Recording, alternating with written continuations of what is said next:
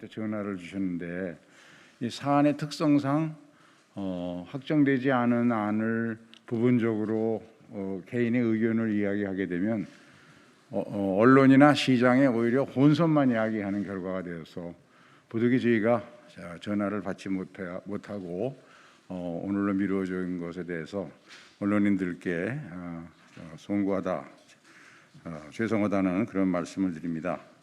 그러면 주택시장 안정을 위한 공급금융세제 개선안에 대해서 먼저 저희가 준비한 보도자료에 의해서 대략적으로 설명을 하고 이미 보도자료는 배포되었으니까 언론인들이 가지고 계시려고 생각합니다. 그리고 여러분들의 질의에 답을 드리도록 하겠습니다. 1쪽에는 이번 대책 전체를 요약을 해놨습니다. 구체적인 것은 참고하시고 맨 밑에 푸른색으로 두 개의 블레이드를 친 양도소득세와 종합부동산세는 저희 특이안대로 갈 것이냐 아니면 현행안을 그대로 유지하면서 몇 가지 보완 조치만 할 것이냐 라는 문제를 저희 특이안대로 가면 현행 양도세 체계나 현행 종부세 체계를 근본적으로 다 바꾸는 것이기 때문에 이것은 공청회 등을 통해서 공론화 과정을 거칠 필요가 있고 또 정부나 전문가들과 세밀한 조율 과정이 필요해서 요거 두 가지는 6월에 이런 논의를 거쳐서 대안을 마련하기로 했다는 말씀을 드립니다. 다음은 이쪽 설명을 드리겠습니다. 저희 민주당 부동산 특위에서는 문재인 정부가 출범하던 시기에 그 부동산 가격이 이전 2016년부터 상승기에 들어섰는데 공급이라는 게 하루아침에 느는 게 아니라서 2017년 5월에 갑자기 출범한 민주당 정부로서는 부동산 가격은 상승하는데 전 정부에서 공급이 충분히 확보되지 못한 상태에서 정권을 인수했기 때문에 급격히 부동산 가격이 상승하는 데 따르는 편승하는 투기 수요 이것을 억제할 것이 워낙 시급해서 세제와 금융을 전방위적으로 강화를 했습니다. 그래서 일부 투기 억제에는 성공을 했지만 그러나 저금리에 따르는 그 자산가치 상승에 의해서 상승하는 집값 상승을 잠재우는 데는 좀 부족했었습니다. 그 결과 부동산 가격이 계속 상승하다 보니까 결국 무주택자의 내 집 마련이나 또 1주택자의 2, 3목적 대체 주택 취득이 어려워져서 여러 가지 조세 마찰이 일어났고 이렇게 촉발된 민심이 이번 4월 7일 재보궐선거를 통해서 나타났다는 상황 인식 하에서 이번 대안을 마련하게 됐습니다. 이번 대안은 따라서 주택가격을 안정시키는 데 가장 중요한 정책 변수는 공급을 어떻게 획기적으로 늘리느냐 하는 것이어서 이미 발표한 205만 호 주택을 중심으로 시장에서 좋은 호응을 얻고 있는 이사 대책 등을 최대한 앞당겨 추진을 하고 그리고 무주택자와 또 1가구 1주택자 등에 대한 금융과 세제를 보다 현실에 맞게 조정을 해서 실수요자들의 주거복지를 강화하고 집값 안정을 도모하고자 하는 데 큰 방향을 두었습니다. 그래서 이런 것들을 시행하기 위해서 정부의 총리실과 당의 정책위원회에 각각 태스크포스를 두어서 정부는 각 관계부처 차관들로 그리고 우리 당에서는 관련 상임위원회 간사들로 구성된 태스크포스에서 서로 긴밀히 협의해 가면서 추가적인 공급 대책을 지속적으로 강구해 나가도록 했고 또 금융의 경우에는 LTV 요건을 적정 수준으로 완화해서 무주택 생애 최초 구입자 등의 내 집 마련 지원을 확대하고 세제의 경우에는 모두에 말씀드린 것처럼 1가구 1주택자의 재산세 부담을 완화하는 쪽으로 의견을 모았습니다만 양도소득세, 종합부동산세 부담을 현실화하는 문제는 공청회 등을 통한 공론화 과정 또 정부 및 전문가들과의 협의를 거쳐서 현행대로 유지하면서 부분 보완하거나 아니면 우리 당의 특이한 대로 큰 폭의 제도 개편을 하는 두 가지 중에서 대안을 마련해서 6월 중에 결정하기로 했다는 말씀을 드립니다. 다음은 세부 추진 방향을 공급 대책부터 말씀을 드리겠습니다. 3쪽입니다. 205만 호의 기존 대책을 상기 신도시 건설 2사 대책 등을 통해서 수도권 181만 호, 서울은 59만 호입니다. 총 205만 호의 공급 계획을 추진하고 이 중에서 7월 달에는 사전 청약을 전체 7월부터 6만 2천 호, 금년엔 3만 호, 내년에 3만 2천 호가 사전 분양되겠습니다. 그리고 2사 대책 중에 특히 시장 호응도와 기대가 높은 것은 선도 사업인데 도심 공공주택 개발 사업에 대해서 당초 계획이 4만 8천 호였는데 이미 11만 호가 신청을 받아서 선정이 끝났습니다. 이것을 하반기에도 지속적으로 확대해 나가고자 합니다. 현재 전체 4차례에 걸쳐서 선도사업 후보지를 선정했는데 1차 발표한 후보지 21곳 중에서 도봉, 영등포, 은평, 강북 등 10곳은 예정지구 지정요건 10% 주민 동의를 확보했고 은평구 증산 4지역과 수색 14구역 등 2곳은 본지구 지정요건인 전체 대상 주민의 3분의 2 이상의 동의까지 초과해서 확보한 상태입니다. 또 신규 택지는 수도권 18만 호 중에서 7만 호는 이미 지정했고 나머지 미지정된 11만 호도 관련 기관과 협의를 거쳐서 8월 말까지는 공급하도록 노력하겠습니다.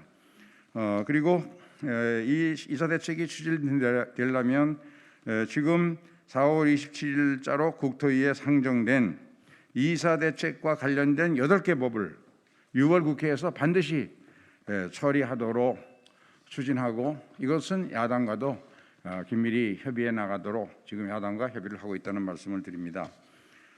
그리고 두 번째 추가 공급 대책은 저희 특위에서는 지자체에서 제안한 복합개발 부지와 이전 공공기관 부지에 청년과 신혼부부 주택을 1만 호를 공급하고 또 지자체가 가지고 있는 부지 등을 활용해서 누구나 집 시범 사업을 해서 한 1만 호를 추가 공급하고자 합니다.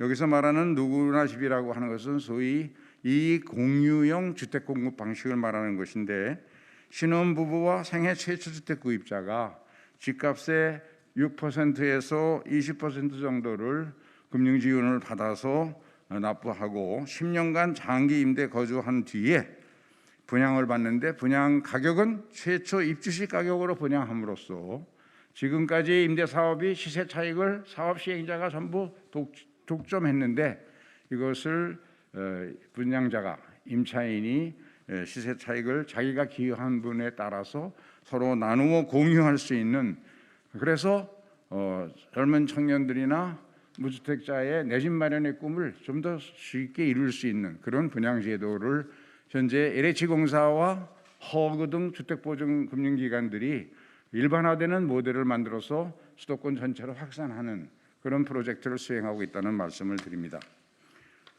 다음 4쪽의 기존 공공대치 택지 활용입니다.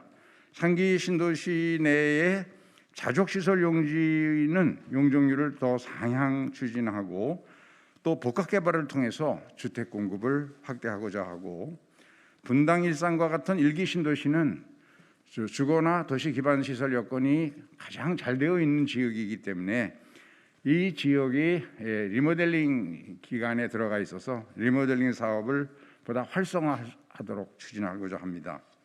그리고 마지막 5번째는 중장기적인 택지 공급 방안인데 그동안 택지 후보지로 거론되어 온 수도권 내에 많은 지역이 있습니다. 도심 내의 군공항 이전 지역, 농업용수 제공 기능이 이미 끝난 농지가 없어져가지고 상실한 저수지, 지금 낚시터로만 쓰이고 있습니다. 예비군 훈련장, 교정시설의 이전 이런 것들을 당정 태스크포스를 통해서 계속해서 협의해서 중장기적으로 수도권의 대규모 택지 공급 사업지로 적극 발굴하고자 합니다. 아까 모두에 말씀드린 것처럼 이런 정책들을 추진하기 위한 태스크포스를 당에는 당 정책위가 주관해서 해당 상임위원회 간사들로 정부는 총리실의 국무조정실장이 주관해서 해당 부처 차관들이 참여하고 정기적인 당정 간의 합동 태스크포스를 통해서 공급 대상을 발굴하고 공급 추진 상황을 점검해서 연도별 프로젝트별로 공급 로드맵을 마련해서 또 필요한 입법과 재정 지원을 적극 해나갈 생각입니다. 아래 통계표는 이 민간 공급 물량을 포함할 때 전체 주택 공급이 2010년대에는 약 6만 9천 호가 평균 공급되었는데, 이런 방법들을 총 가동하면 다음 10년간 2021년부터 30년 사이에는 56만 3천 호, 약 10만 호 정도를 연평균 더 공급할 수 있어서 수도권의 집값 안정에 기여할 수 있겠다는 그런 말씀을 드립니다. 이러한 공급 대책에 대해서 오늘 저희 의총을 통해서 논의한 결과 많은 의원들이 이 최근의 집값 상승으로 인해서 무주택자, 특히 우리 20대, 30대 젊은이들이 내 집 마련의 꿈, 이 주거 사다리가 붕괴되고 내 집 마련의 꿈을 이루지 못해서 거기에 대한 상실감이 크다. 그러니까 지금까지보다 더 획기적인 저가의 공공자가주택 또는 공공임대주택을 대폭 확충해야 한다는 의견이 많이 제시됐습니다. 그래서 이 문제에 대해서는 이미 기존 대책에 포함되어 있는 토지 임대분 분양주택, 또 지분 적립형 주택, 그리고 아까 말씀드린 누구나 집과 같은 이공유형 주택 등을 보다 확대 공급할 수 있는 대책을 만들어서 이 부분을 6월 중에 다시 발표할 계획입니다. 다음 5쪽에 금융지원에 관한 말씀을 드리겠습니다.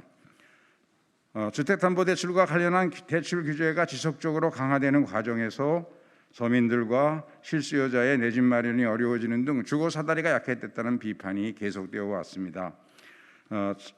차입주별로 DSR, 총부채 원리금 상환 등 이 가계부채 관리를 위한 투기 수요 억제는 계속하더라도 실수요자의 내 집 마련 지원을 확대할 필요성이 크기 때문에 이번 개선 방안에서는 LTV에 대해서 서민과 실수요자의 우대 10%포인트 정도를 우대하기로 했는데, 부부 합산 소득 기준으로는 현재의 8천만 원을 9천만 원으로, 생애 최초의 주택 취득자는 9천만 원을 1억 원으로 상향 조정하고, 주택가격 기준은 투기지역과 가열지구는 현재의 6억을 9억으로, 조정지역은 5억을 8억으로 상향 조정하고, 이렇게 각각 LTV를 이 지역의 10%포인트를 현재 최대 20%포인트까지 확대합니다.